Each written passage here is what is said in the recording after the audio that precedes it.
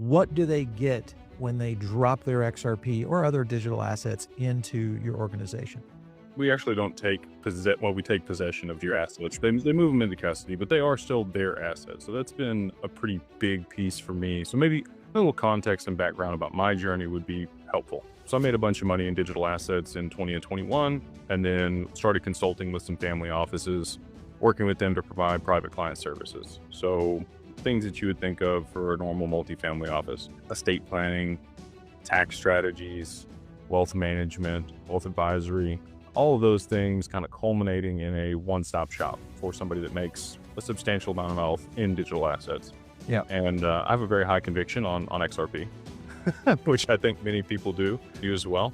And so I consolidated my position in early 21, well, actually 22. And about the time I started getting on X and talking about a lot of the stuff that I was doing. Over the last 2 years, we've worked to provide institutional custody for our clients, which you mentioned. And a lot of people are scared of a repeat of FTX or Celsius or Voyager exchanges. I allude to exchanges kind of like a public restroom. You get in there, do your business, and get out, right? You're not hanging out or loitering in there. Yeah. So a lot of people want to move their assets somewhere that's safe, protected in their name, bankruptcy remote, segregated, and insured.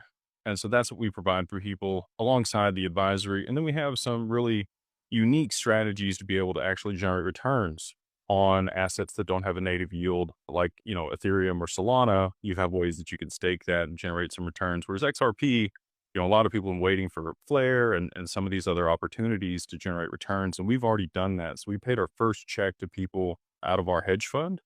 Nothing crazy, a little less than 1% was paid out to people over the quarter, but it's returns, free cash on your XRP, Yep. sat in institutional custody with all the assurances that you get from like a Schwab or Fidelity account.